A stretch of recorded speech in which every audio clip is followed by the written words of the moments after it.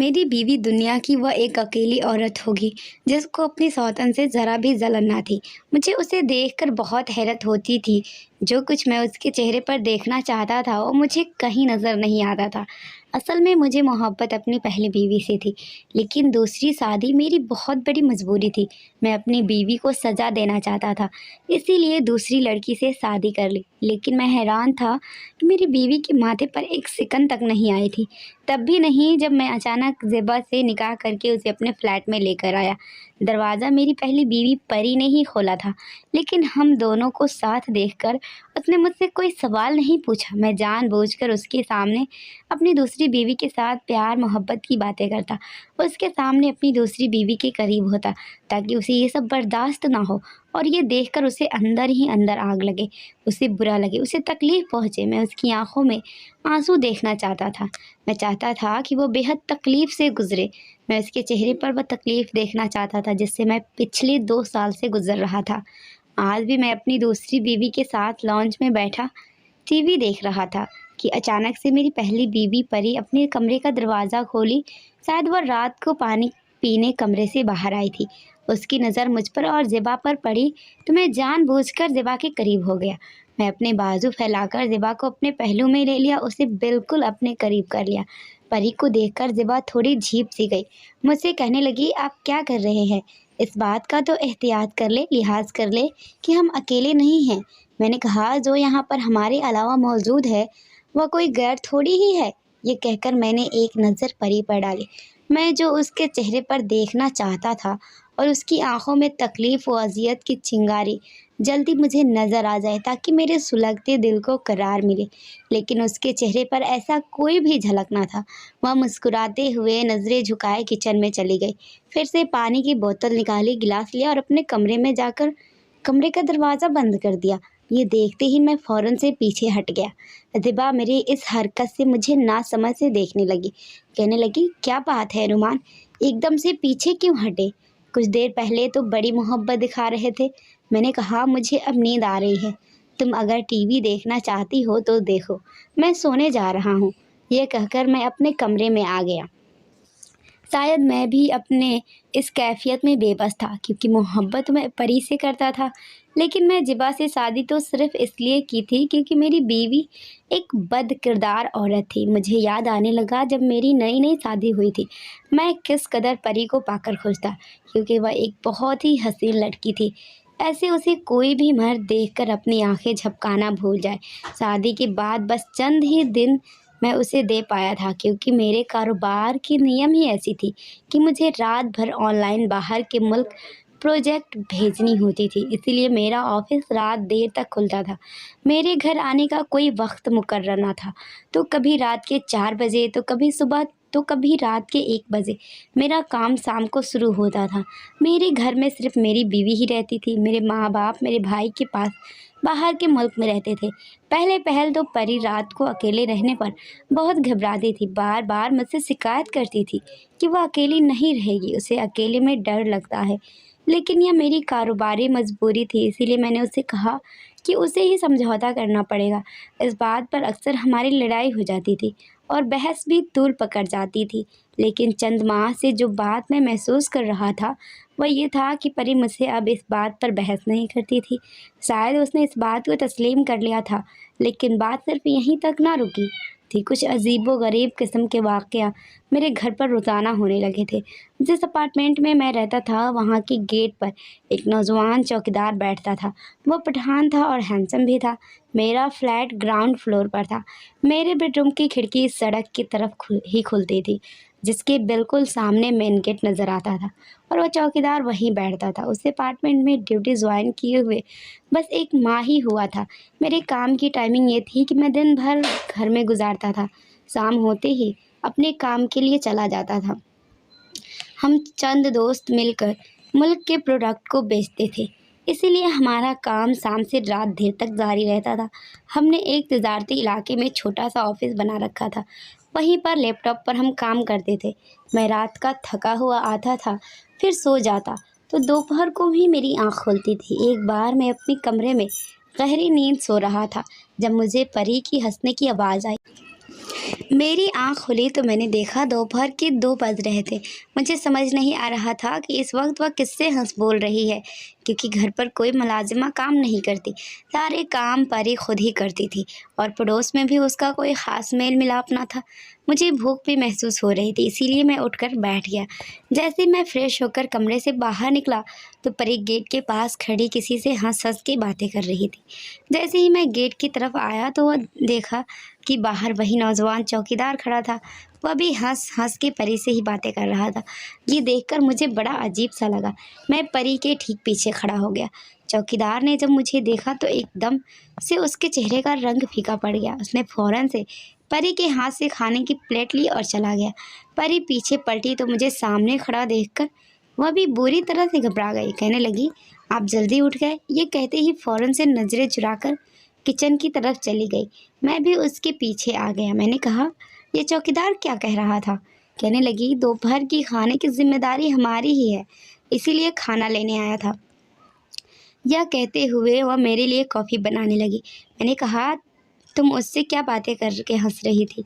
मुझे काफ़ी देर से तुम्हारी बातों की आवाज़ आ रही थी।" मेरी बात सुनकर उसने एक तीखी नज़र मुझ पर डाली, फिर नज़रें चुरा के कहने लगी, "आप मुझ पर शक कर रहे हो?" "मैं शक नहीं कर रहा हूँ, मैं बस पूछ रहा हूँ।"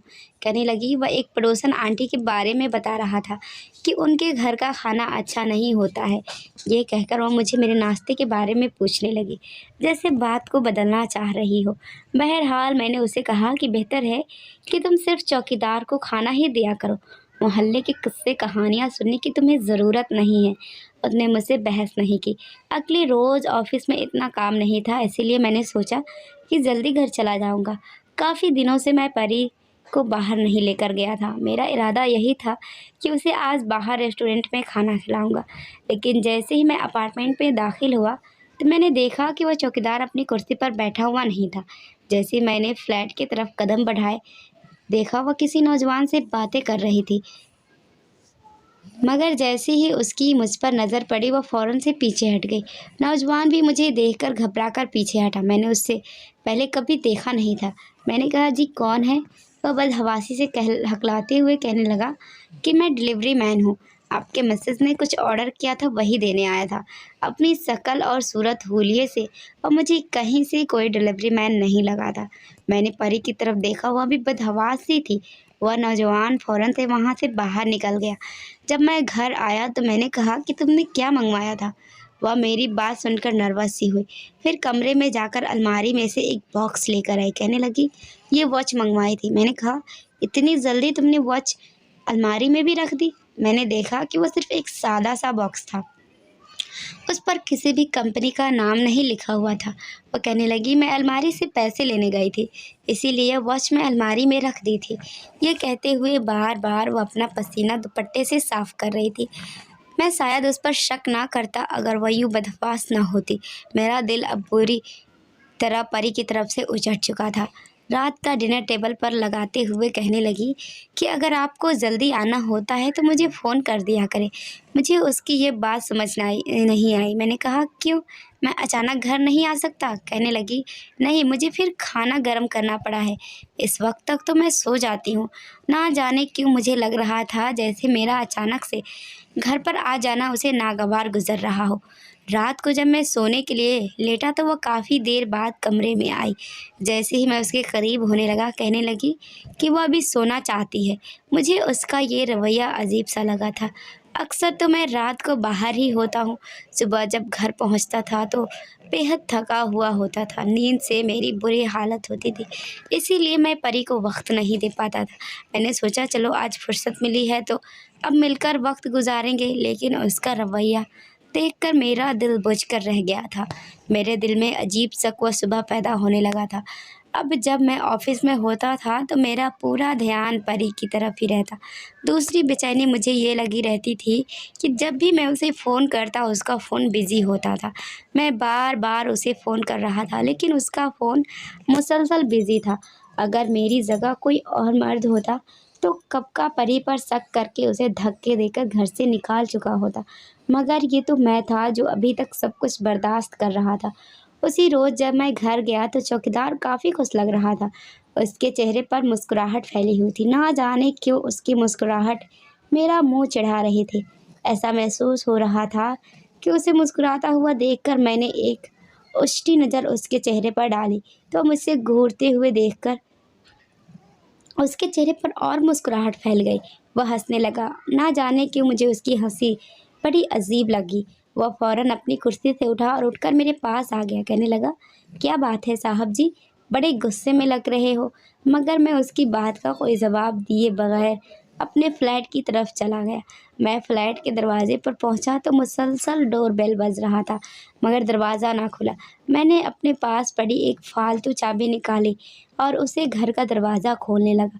جیسے ہی دروازہ کھلا تبھی بوکھلائی ہوئی پری میرے سامنے کھڑی تھی، جو شاید دروازہ کھولنے کے لیے ہی آ رہی تھی، لیکن اچانک دروازہ کھولنے پر وہ سہمی، لیکن اگلے ہی پل وہ ہنسنے لگی، بولی، کیا بات ہے رومان، آپ کو ہو کیا گیا ہے؟ میں نہا رہی تھی، آپ تو یوں دھڑا دھڑ دروازہ بجائے جا رہے تھے جیسے پتہ نہیں کیا قیامت ٹوٹ پڑی ہو۔ مجھے پہلی بار اس پر غصہ آیا تھا۔ میں دروازہ یوں ہی کھلا چھوڑ کر اندر آیا۔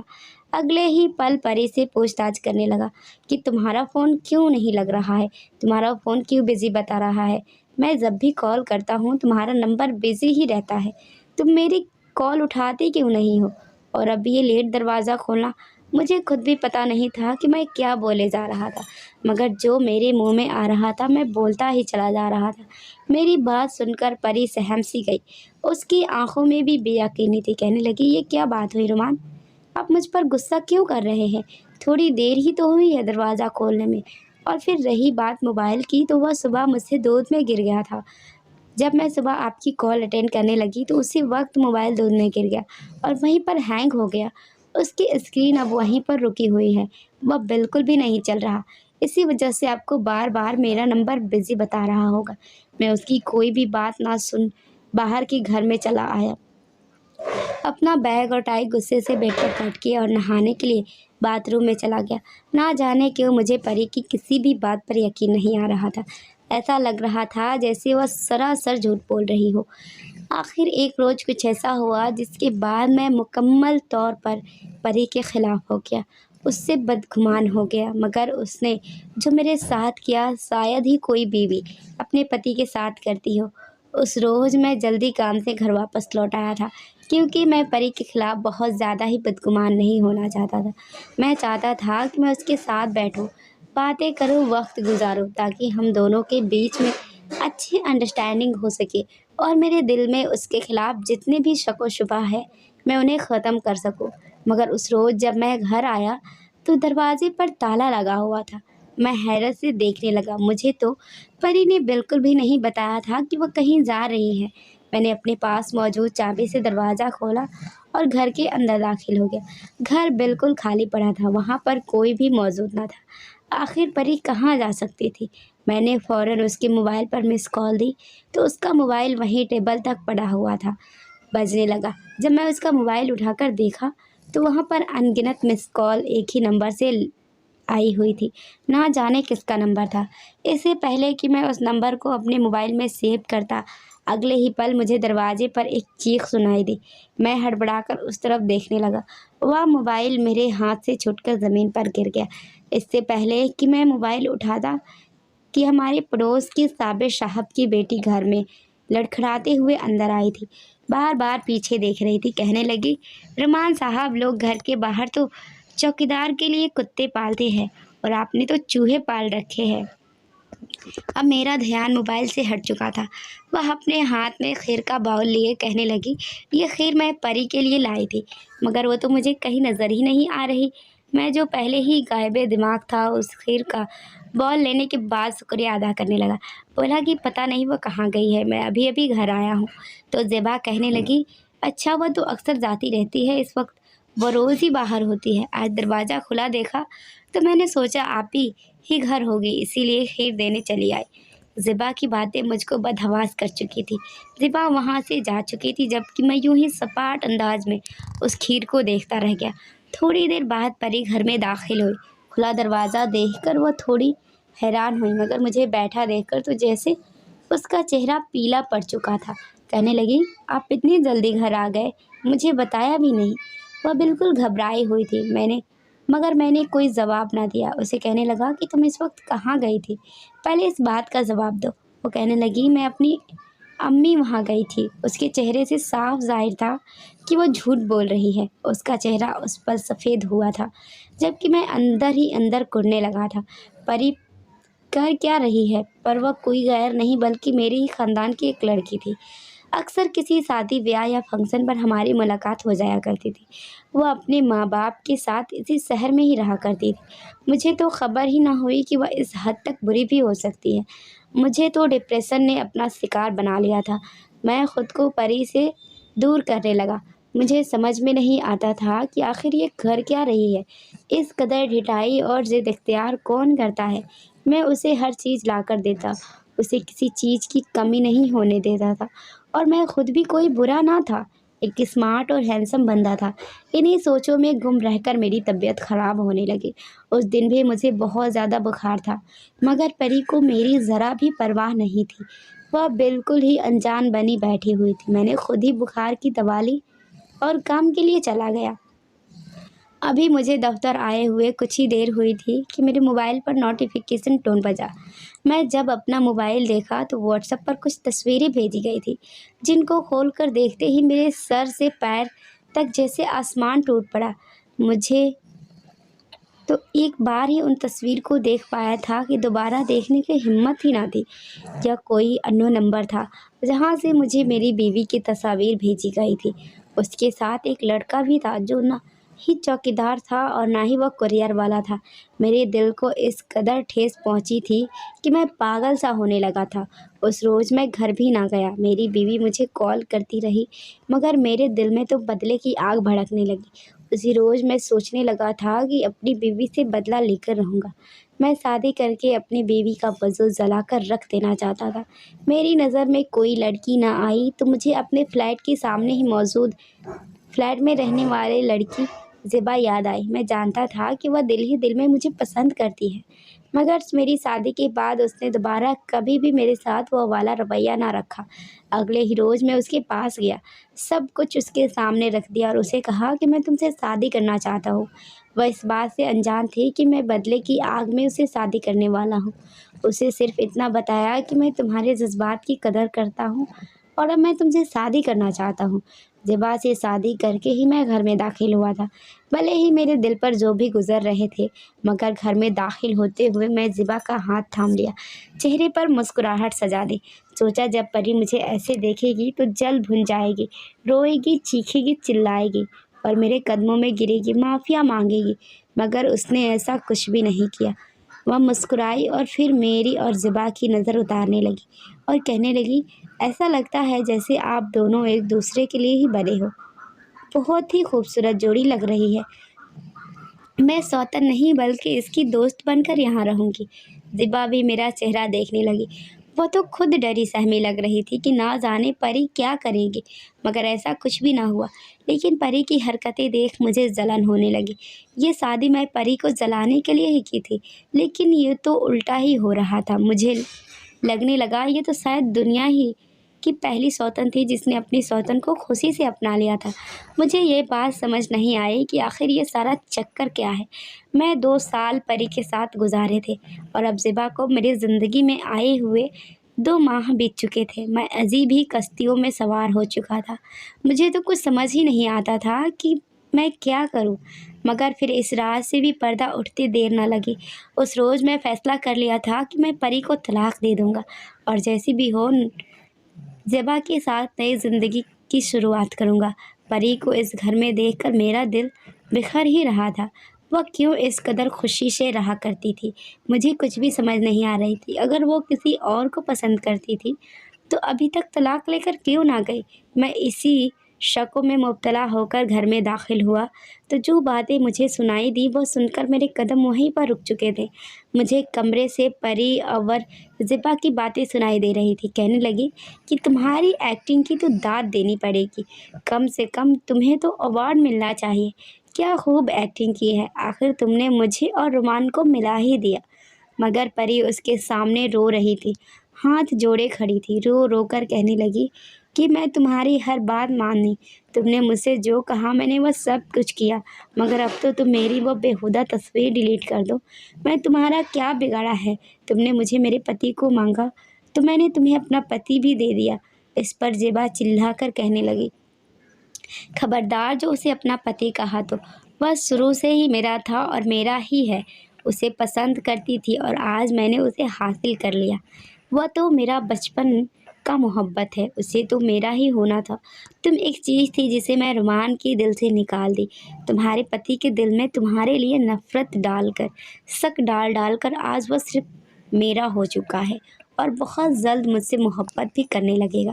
یہ سب راز آج کھل کر میرے سامنے آ رہے تھے، جو سن کر میں پتھر کی مورت بنا رہا۔ پری مجھے پیچھے کھڑا دیکھ چکی تھی، لیکن جب ساری حقیقت کھول کر زیبا مڑی تو مجھے دیکھ کر اس کی ہوش اڑ گئے۔